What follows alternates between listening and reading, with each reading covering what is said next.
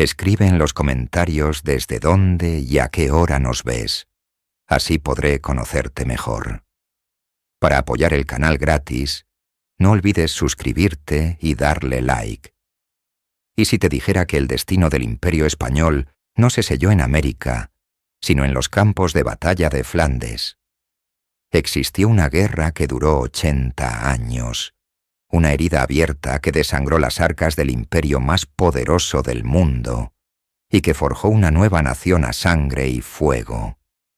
Este no es solo un relato de batallas, es la historia de una obsesión, de una rebelión imparable y del conflicto que España, a pesar de su inmenso poder, nunca pudo ganar ni cerrar. Prepárate para descubrir el Vietnam del siglo de oro español. En el corazón del siglo XVI, el emperador Carlos V gobernaba un imperio donde nunca se ponía el sol. Pero de todas sus vastas posesiones, ninguna era tan compleja, rica y potencialmente volátil como las 17 provincias de los Países Bajos. Este territorio, que abarcaba la actual Holanda, Bélgica, Luxemburgo y partes de Francia y Alemania, no era una nación unificada, sino un mosaico de ducados, condados y señoríos. Cada provincia se aferraba ferozmente a sus propios fueros, leyes y tradiciones, unidas únicamente por la lealtad personal a un mismo soberano. Carlos, nacido y criado en Gante, entendía esta delicada balanza. Hablaba su idioma, respetaba sus costumbres y era visto, a pesar de su poder imperial, como uno de los suyos. Gobernó con una mezcla de autoridad y pragmatismo, permitiendo a las élites locales mantener un grado significativo de autonomía a cambio de su lealtad y, sobre todo, de sus impuestos. Las ciudades de Flandes y Brabante, como Amberes, Brujas y Gante, eran los motores económicos de Europa, centros de comercio, finanzas y producción textil. En 1549, en un intento por asegurar este valioso legado, Carlos emitió la Pragmática Sanción, un edicto que unificaba las 17 provincias en una entidad política única e indivisible, que sería heredada como un solo bloque. Irónicamente, este acto de consolidación, diseñado para preservar la herencia, sentó las bases del conflicto futuro. Al abdicar en 1555, legó esta joya ingobernable a su hijo, Felipe II, un hombre que, a diferencia de su padre, era visto como un extranjero, un castellano austero que no compartía ni la lengua ni la sensibilidad de sus nuevos súbditos del norte. La herencia más rica de Europa se convertía así en una bomba de tiempo. La llegada al poder de Felipe II en 1555 marcó un cambio radical en la relación entre la corona y los Países Bajos. Donde Carlos V había sido flexible, Felipe era rígido. Donde el padre era un cosmopolita, el hijo era un monarca profundamente español.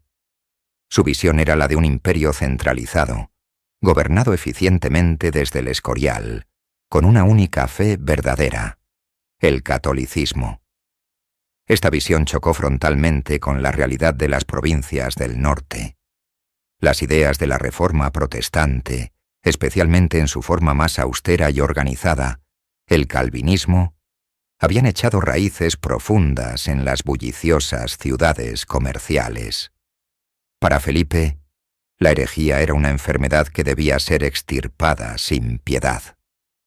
Reafirmó los edictos de su padre contra los protestantes, conocidos como los placards, que castigaban la herejía con la muerte. Pero su movimiento más controvertido fue la reorganización eclesiástica de 1559. Con la aprobación del Papa, creó 14 nuevos obispados, redibujando el mapa religioso de la región. Oficialmente, el objetivo era mejorar la administración de la Iglesia y combatir la herejía de manera más efectiva. Sin embargo, la nobleza local vio la maniobra como lo que era: un asalto directo a su poder. Estos nuevos obispos, leales al rey, ocuparían puestos en los estados generales, diluyendo la influencia de las antiguas familias aristocráticas. Además, serían los encargados de dirigir una inquisición más severa y centralizada. El descontento comenzó a gestarse, uniendo a nobles católicos, preocupados por sus privilegios, y a burgueses protestantes, que temían por sus vidas. El centralismo político y la intolerancia religiosa se convirtieron en las dos caras de la misma moneda opresiva, creando las primeras grietas profundas en la estructura del poder español. Para el año 1566, la atmósfera en los Países Bajos estaba cargada de una tensión insoportable. Una coalición de nobles menores, tanto católicos como protestantes, formó el Compromiso de Breda para exigir a la gobernadora Margarita de Parma la abolición de la Inquisición y la moderación de los edictos contra la herejía. Al presentar su petición, un consejero de la corte los desestimó despectivamente como gueux, mendigos. Lejos de ofenderse, los nobles adoptaron el insulto como un símbolo de honor, convirtiéndose en los mendigos. Ante la presión, y temiendo una revuelta generalizada, Margarita accedió a suspender temporalmente los edictos. Esta concesión, sin embargo, fue interpretada por los calvinistas como una señal de debilidad y una luz verde para salir de la clandestinidad. Durante el verano, miles de personas acudieron a sermones al aire libre, las Hagenprekken, donde predicadores carismáticos avivaban el fervor religioso y el resentimiento contra la tiranía española y la idolatría católica. La chispa que incendió la pradera saltó en agosto en Steenburde, en la Flandes occidental. Tras un sermón particularmente encendido, una multitud irrumpió en el monasterio local y destruyó sus estatuas. Fue el comienzo de la Bildenstorm, la furia iconoclasta. En cuestión de semanas, la ola de destrucción se extendió como la pólvora por las provincias. Turbas organizadas asaltaron cientos de iglesias y monasterios, destrozando altares, retablos, vitrales y todo tipo de arte religioso que consideraban una afrenta a Dios. Para Felipe II, a miles de kilómetros en España, esta noticia fue la confirmación de sus peores temores. No era solo una revuelta política, era una blasfemia, un ataque directo a Dios y a su autoridad como monarca católico. Cualquier posibilidad de negociación o compromiso se había hecho añicos junto con las estatuas. La respuesta sería militar y no tendría piedad. La furia iconoclasta selló el destino de los Países Bajos. Felipe II, convencido de que la política de moderación de Margarita de Parma había fracasado estrepitosamente, optó por la solución más dura. Eligió a su general más experimentado y temido, Fernando Álvarez de Toledo, el gran duque de Alba, para aplastar la rebelión. En el verano de 1567, Alba cruzó los Alpes al frente de un ejército de 10.000 veteranos de los tercios españoles, una de las fuerzas de combate más formidables de la época. Su llegada a Bruselas sembró el pánico. Margarita de Parma, sintiéndose desautorizada, renunció a su cargo, dejando a Alba con un poder prácticamente absoluto como gobernador general. Su misión no era negociar, sino castigar. Para ello instituyó un tribunal especial que operaba al margen de las leyes y cortes locales, el Consejo de los Trastornos. Los neerlandeses no tardaron en darle un nombre mucho más apropiado, el Bloedraad, el Tribunal de la Sangre. Este consejo se convirtió en el principal instrumento del terror de Alba. Miles de personas fueron arrestadas, interrogadas, torturadas y ejecutadas bajo acusaciones de herejía y traición. La propiedad de los condenados era confiscada, llenando las arcas de la corona. El tribunal no distinguía entre clases sociales. Su golpe más resonante fue la ejecución pública en la Grand Place de Bruselas de los condes de Egmont y Horn en 1568. Ambos eran nobles prominentes y católicos, pero habían abogado por la tolerancia y la defensa de los privilegios locales. Su decapitación fue un mensaje brutal para toda la aristocracia. Nadie estaba a salvo. La política de terror de Alba logró reprimir la revuelta abierta en un primer momento, pero a un costo terrible. Extinguió cualquier rescoldo de lealtad a la corona española y transformó una protesta por los privilegios en una guerra desesperada por la supervivencia y la independencia. En el corazón de la tormenta que se cernía sobre los Países Bajos, una figura se erigía con una complejidad que definiría la rebelión: Guillermo de Nassau, príncipe de Orange. Conocido como el Taciturno, no por su falta de palabras, sino por su legendaria prudencia, Guillermo no nació rebelde. Al contrario, fue un favorito del emperador Carlos V, criado en la corte de Bruselas y colmado de honores y responsabilidades. Heredero de vastos territorios en los Países Bajos, Francia y el Sacro Imperio Romano Germánico, era el epítome del gran noble europeo, un pilar del orden establecido. Sin embargo, la ascensión de Felipe II al trono español marcó un punto de inflexión.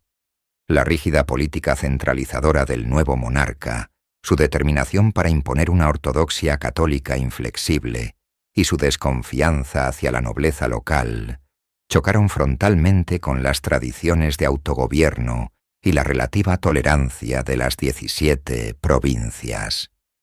Guillermo, católico pero pragmático, observó con creciente alarma cómo el Consejo de Estado era marginado en favor de consejeros como el cardenal Granvela, y cómo la Inquisición amenazaba con desgarrar el tejido social de su patria.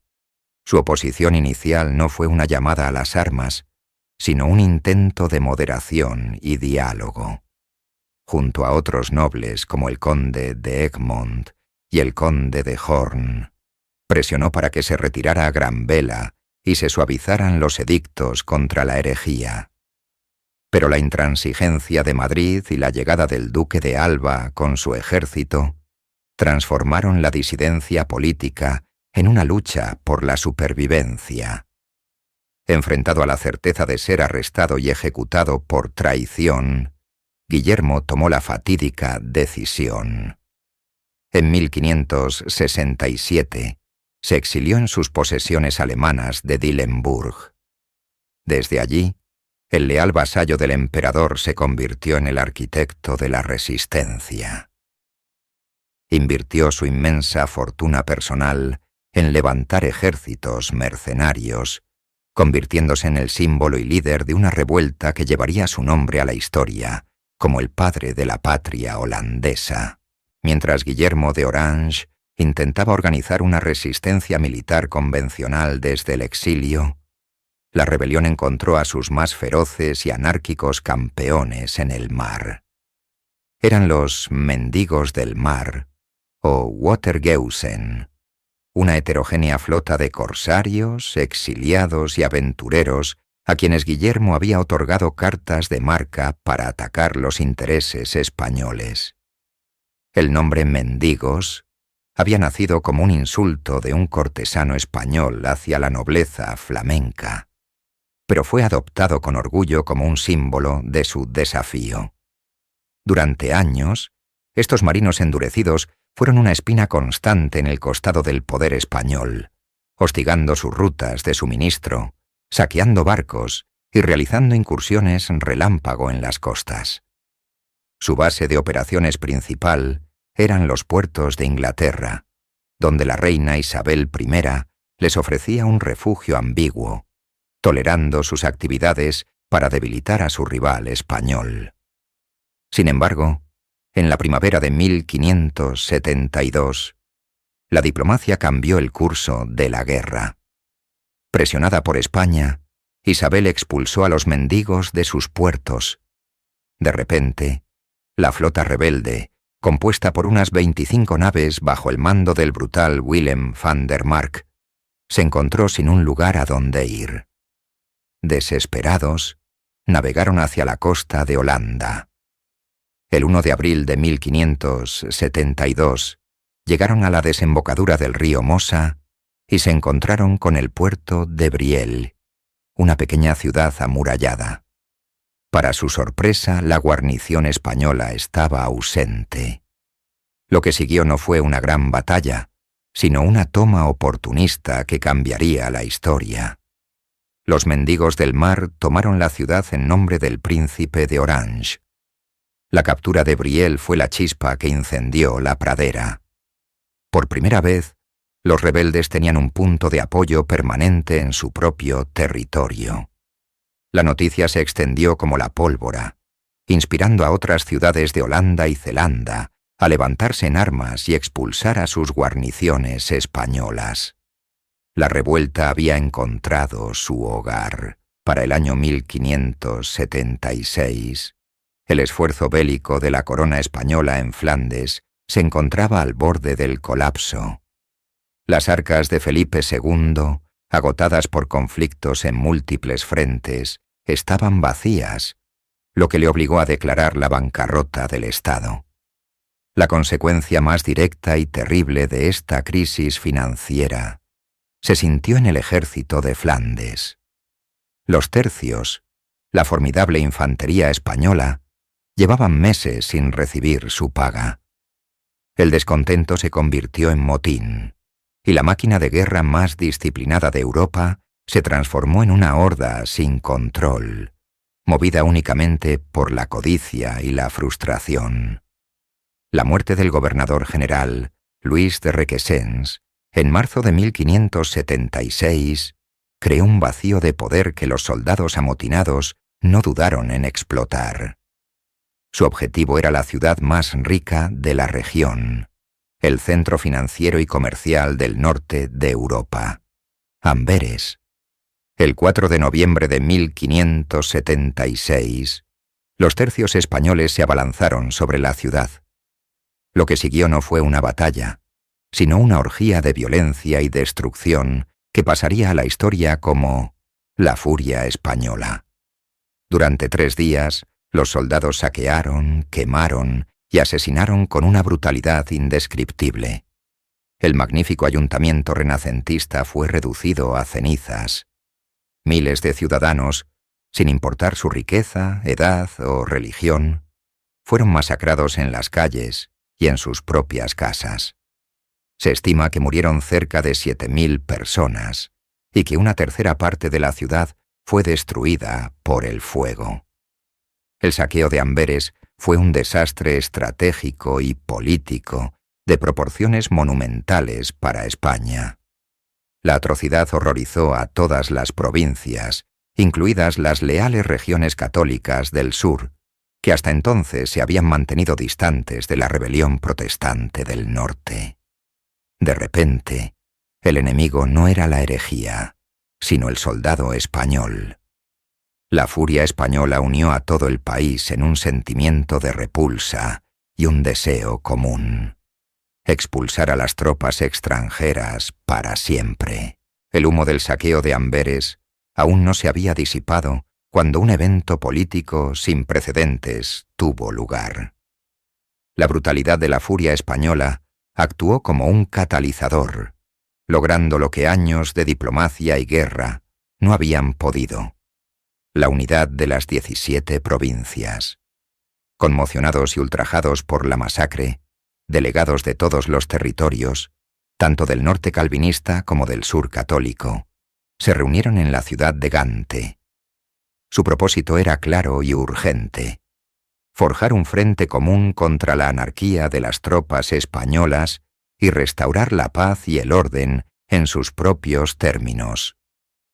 El 8 de noviembre de 1576, apenas 4 días después del inicio del saqueo, firmaron un tratado histórico, la Pacificación de Gante. Este acuerdo fue el punto culminante de la unidad de los Países Bajos. Sus términos eran revolucionarios. Todas las provincias se comprometían a actuar juntas para expulsar a los tercios españoles y a otros mercenarios extranjeros. Se suspendían los edictos de persecución religiosa, estableciendo una tregua de facto entre católicos y protestantes, con la promesa de resolver la cuestión religiosa en una futura asamblea de los Estados Generales. Además, se reconocía a Guillermo de Orange como el gobernador legítimo de Holanda y Zelanda, y se anulaban todas las sentencias y confiscaciones dictadas por el Tribunal de los Tumultos del Duque de Alba.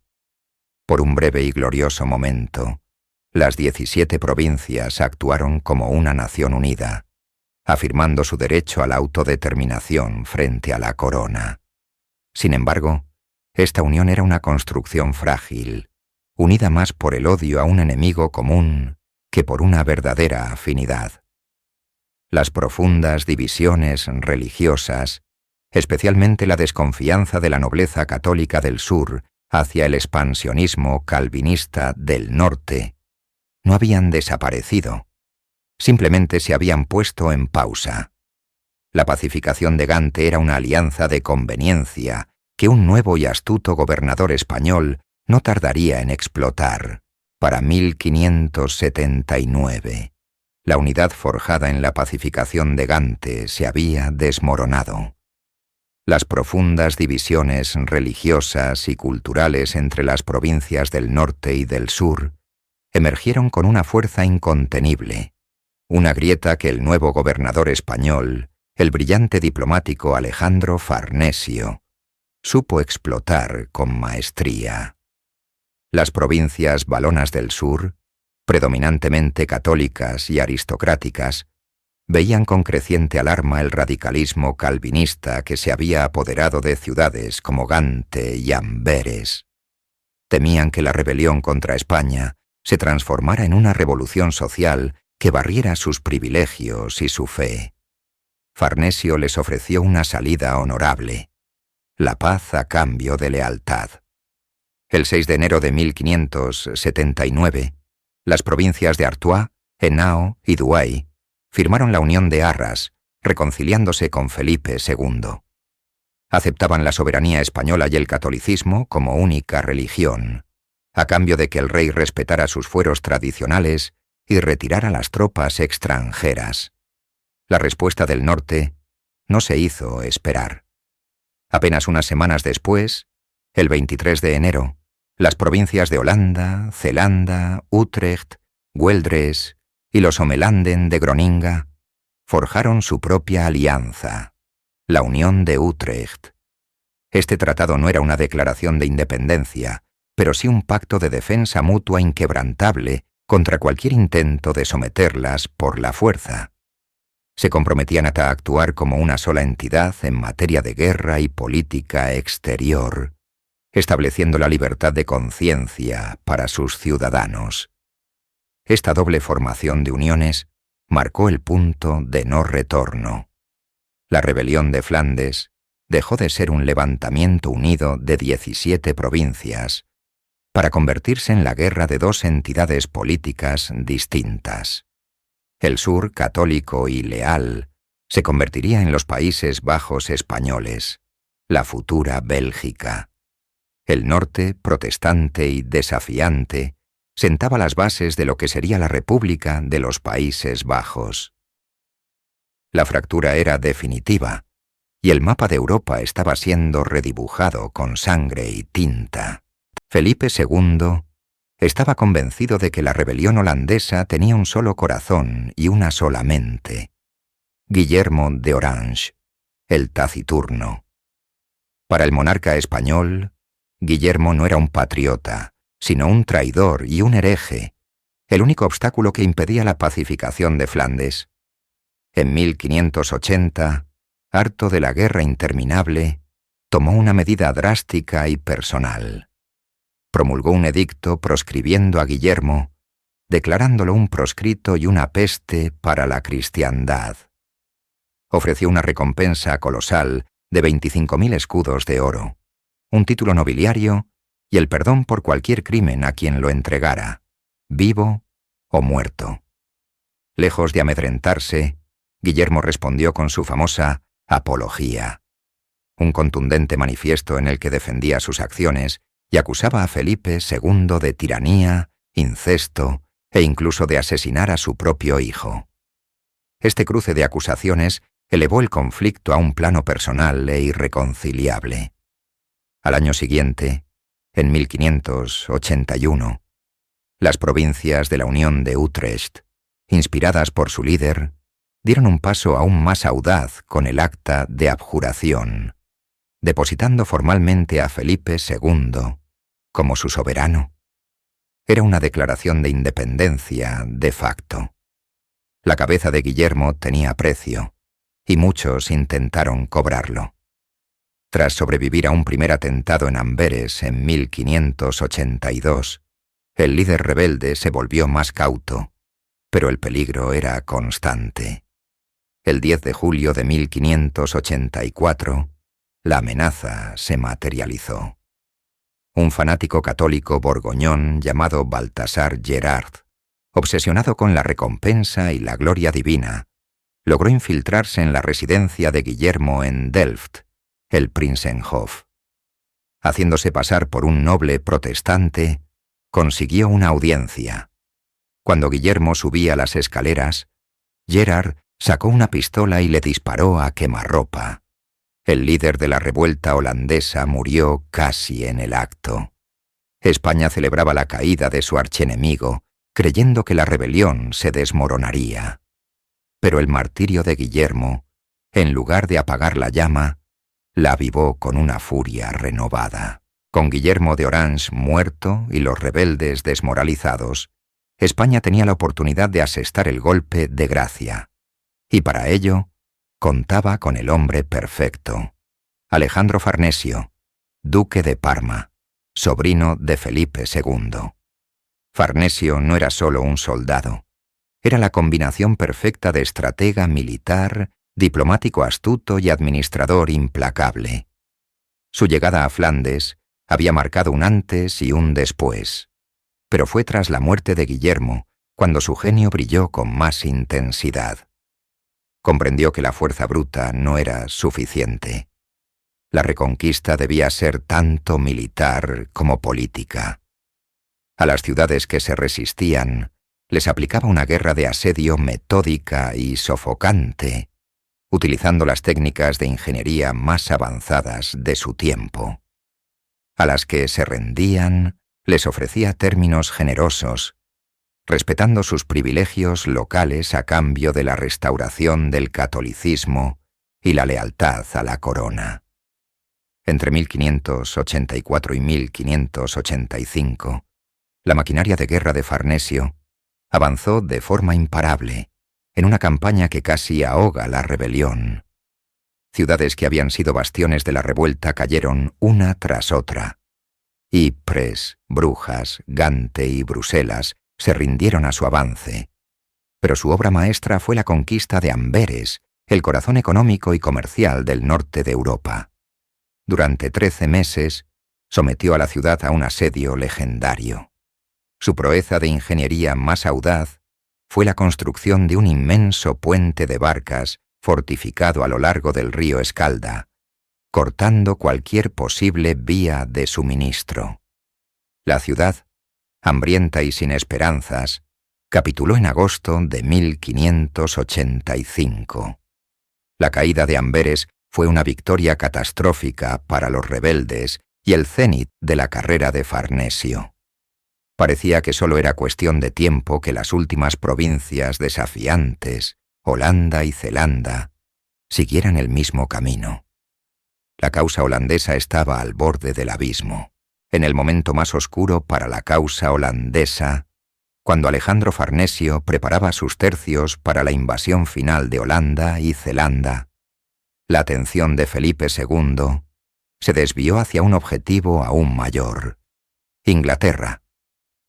La reina Isabel I, aunque reacia a una guerra abierta, había estado apoyando discretamente a los rebeldes holandeses y permitiendo que corsarios como Francis Drake atacaran las flotas españolas. Para Felipe, Inglaterra era el motor protestante que alimentaba la herejía en Flandes. Decidió resolver ambos problemas con una sola y grandiosa operación. El plan era audaz y complejo.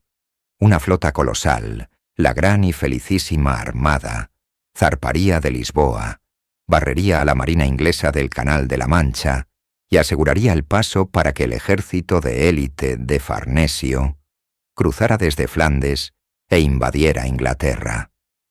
Esta decisión estratégica, aunque monumental, fue la salvación involuntaria de la incipiente República holandesa. Farnesio se vio obligado a detener su ofensiva y a concentrar a sus veteranos en los puertos de Dunkerque y Newport, esperando una armada que nunca llegaría a recogerlos. La campaña de 1588 se convirtió en una de las derrotas más famosas de la historia. La Armada española, compuesta por pesados galeones diseñados para el abordaje, se vio superada por los ágiles y mejor artillados barcos ingleses. Hostigada constantemente, sufrió un golpe decisivo en la batalla de Gravelinas, donde los brulotes ingleses sembraron el caos. Pero el golpe de gracia lo dieron las terribles tormentas atlánticas. El viento protestante, como lo llamaron ingleses y holandeses, empujó a los barcos supervivientes a una desastrosa circunnavegación de las islas británicas, destrozando gran parte de la flota. El desastre de la Armada fue un golpe devastador para el prestigio y las arcas de España. Para los holandeses, fue un respiro milagroso. Con Farnesio distraído y sus recursos mermados, la rebelión tuvo el tiempo vital que necesitaba para reorganizarse bajo un nuevo líder militar, Mauricio de Nassau, y pasar de la desesperada defensa a la ofensiva.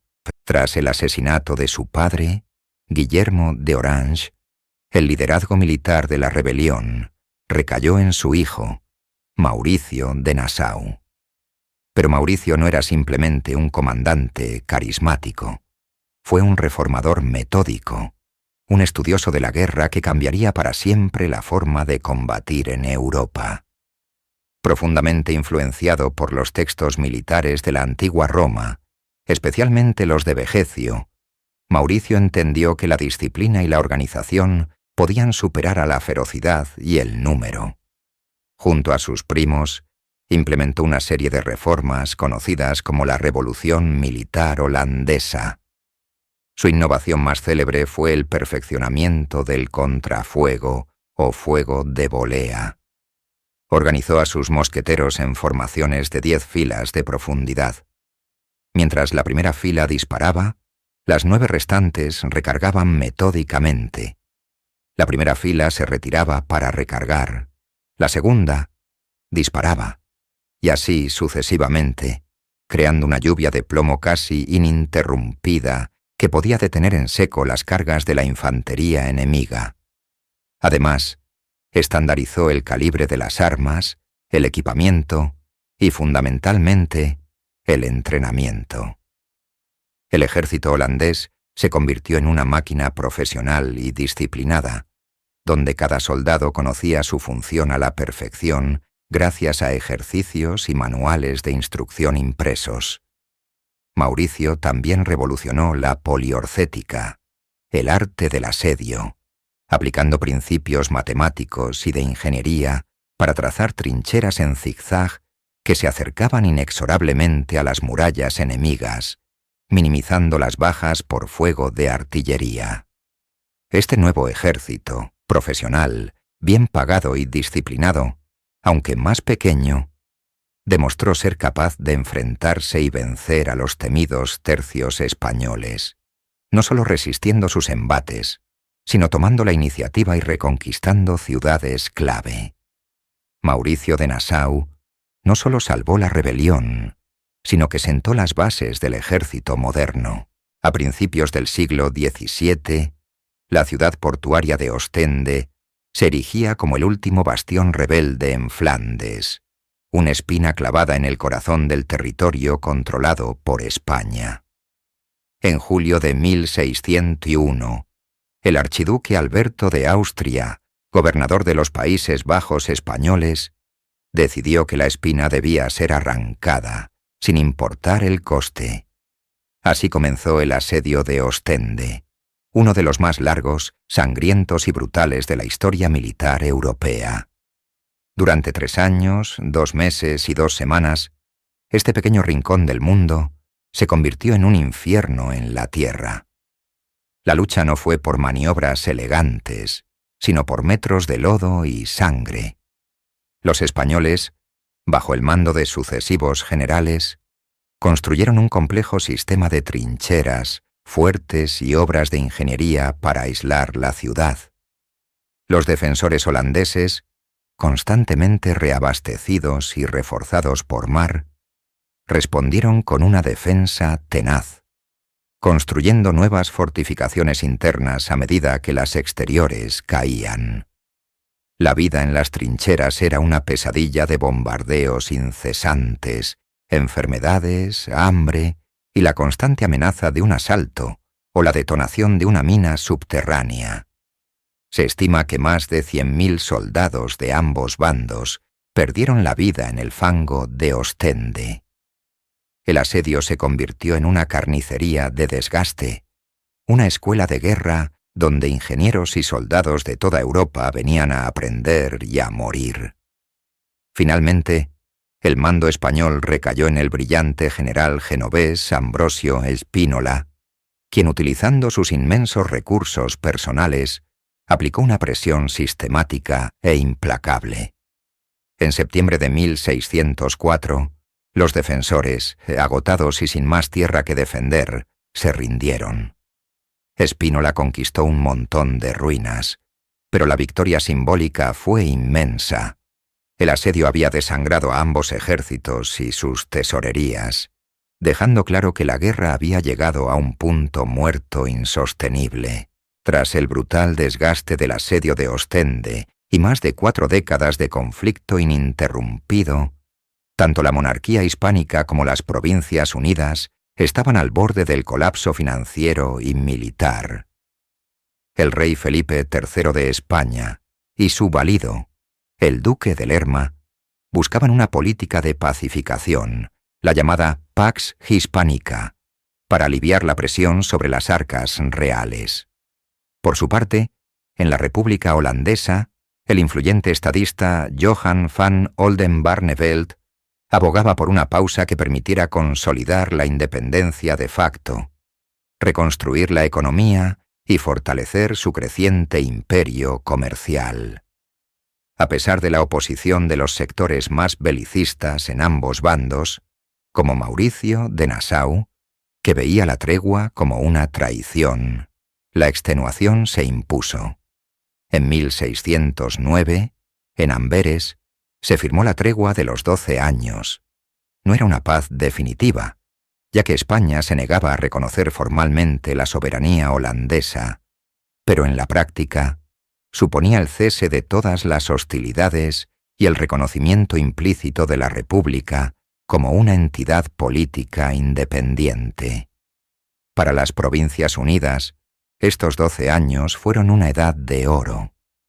Libres de la presión de la guerra, su comercio floreció como nunca antes. La Compañía Neerlandesa de las Indias Orientales expandió sus redes por Asia y Ámsterdam se consolidó como el centro financiero y comercial del mundo. Sin embargo, la paz exterior trajo consigo tensiones internas. Disputas políticas y religiosas, especialmente el conflicto entre arminianos y gomaristas, dividieron a la sociedad holandesa, enfrentando a Oldenbarnevelt con Mauricio de Nassau. La tregua no fue una solución, sino un largo y tenso respiro, un tiempo para que ambos contendientes recuperaran fuerzas antes de reanudar la lucha que sabían inevitable. El respiro que supuso la tregua de los 12 años llegó a su fin en 1621. Pero el mundo había cambiado.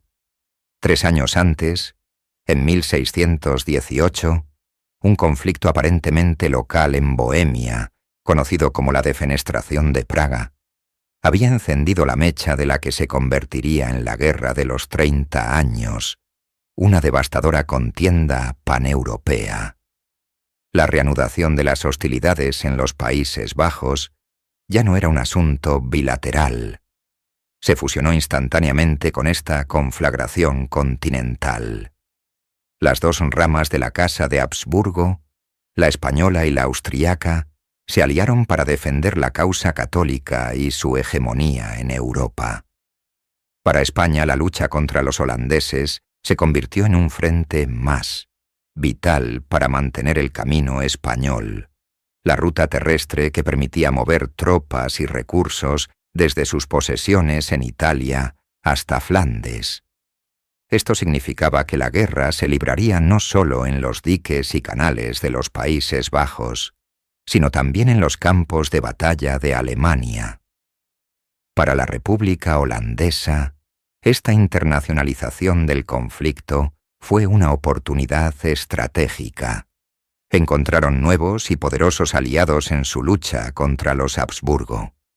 Financiaron a los príncipes protestantes alemanes y, de manera crucial, al rey Gustavo Adolfo de Suecia, cuyo ejército revolucionario mantuvo ocupadas a las fuerzas imperiales y españolas en el corazón de Europa. La guerra entró en una fase de mayor escala y brutalidad. El general Ambrosio Spínola continuó liderando las fuerzas españolas, logrando una de sus victorias más famosas con la toma de Breda en 1625, inmortalizada por Velázquez. Sin embargo, los holandeses, bajo el mando de Federico Enrique, hermanastro y sucesor de Mauricio, respondieron con una serie de exitosas campañas. La rebelión de Flandes había dejado de ser una guerra de independencia para convertirse en el teatro occidental de una lucha existencial por el futuro político y religioso de todo el continente. Para 1639, la guerra había entrado en una fase de desgaste total. El camino español, la legendaria ruta terrestre que permitía a los tercios marchar desde Italia hasta Flandes, se había vuelto peligrosamente vulnerable por la hostilidad francesa. La monarquía hispánica, bajo el reinado de Felipe IV y la dirección del conde-duque de Olivares, decidió apostar por una solución audaz y arriesgada: enviar un convoy naval masivo con miles de soldados y plata para revitalizar al ejército de Flandes. Al mando de esta imponente armada, compuesta por más de 70 navíos, se encontraba el veterano almirante Antonio de Oquendo. Sin embargo, la República Holandesa no iba a permitir que tal refuerzo llegara a su destino. La flota neerlandesa, comandada por el astuto Marten Tromp, interceptó a los españoles en el Canal de la Mancha. Tras un primer enfrentamiento, Oquendo, superado tácticamente y con barcos más pesados y lentos, buscó refugio en aguas neutrales inglesas, en la rada de las dunas. Tromp, desafiando la neutralidad británica y a la vista de la impotente Royal Navy, bloqueó a la flota española durante semanas. Finalmente, el 21 de octubre, lanzó un ataque devastador.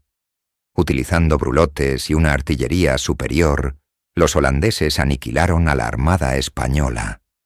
Decenas de barcos fueron hundidos, capturados o incendiados. La batalla de las dunas fue mucho más que una derrota naval.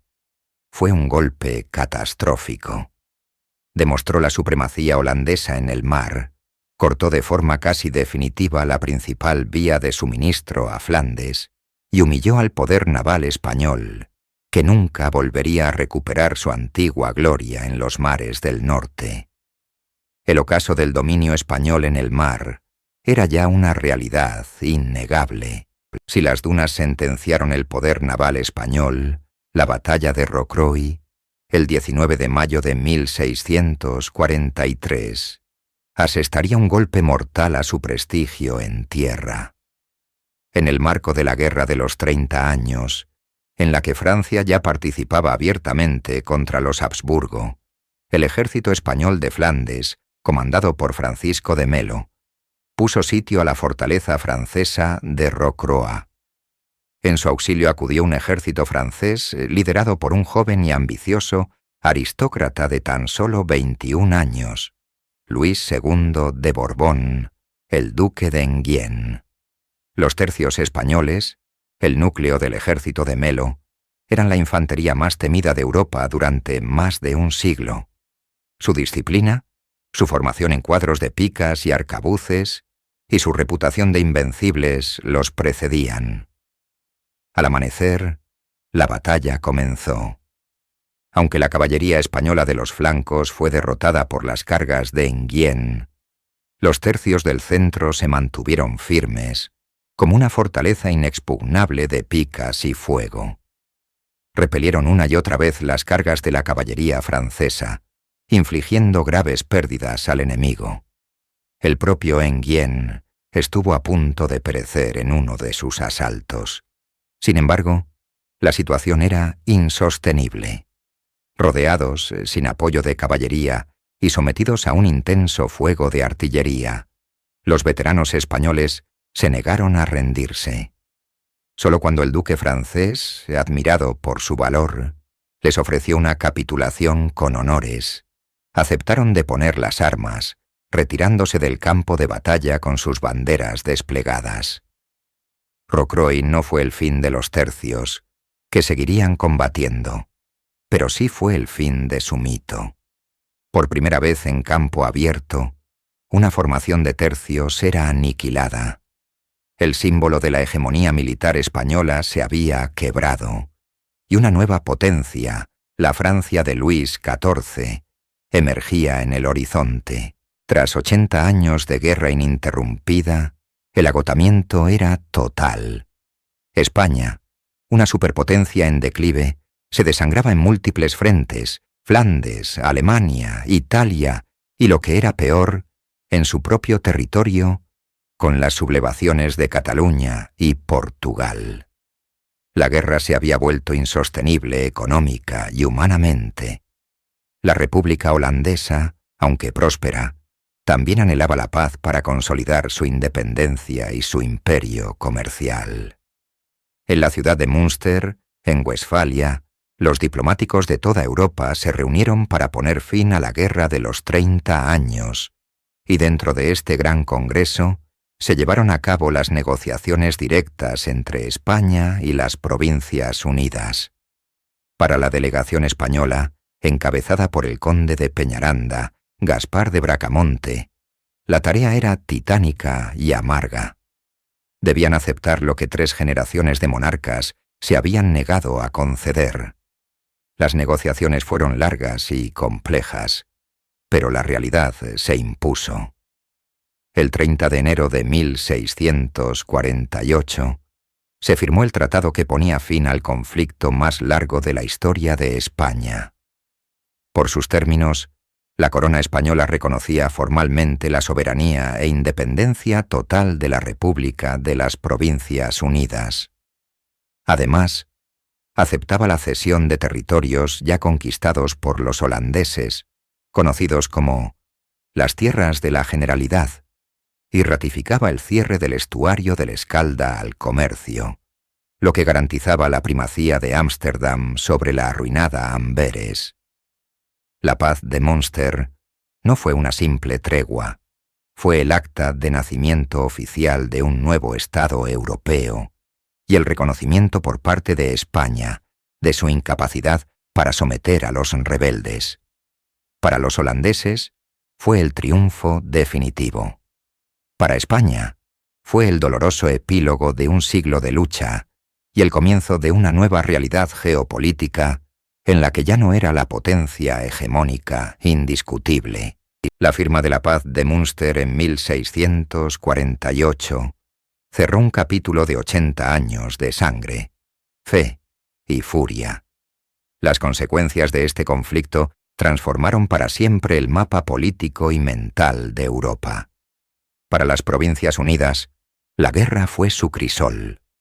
De un conjunto de territorios rebeldes forjó una nación con una identidad propia, republicana y ferozmente independiente. La lucha contra el gigante español no solo les dio la libertad, sino que impulsó su economía a cotas nunca vistas. Con el control de las rutas marítimas y un imperio colonial en expansión, la recién nacida Holanda inauguró su siglo de oro, un periodo de extraordinaria prosperidad económica, florecimiento artístico con figuras como Rembrandt y Vermeer, y avances científicos sin precedentes. Se convirtieron en la primera potencia comercial del mundo, un modelo de capitalismo moderno nacido del desafío a un imperio. Para España, el legado fue radicalmente distinto. La guerra de Flandes fue la herida que nunca cerró. Se convirtió en un sumidero insaciable de hombres y, sobre todo, de las inmensas riquezas que llegaban de América. El esfuerzo por mantener su soberanía en esos territorios lejanos y hostiles agotó al imperio, acelerando su decadencia. La independencia de Holanda fue la prueba más palpable de que el poder español tenía límites. Representó una humillación profunda al orgullo de los Austrias y marcó el fin simbólico de su hegemonía en Europa. El conflicto demostró los peligros del sobreesfuerzo imperial y dejó una lección amarga.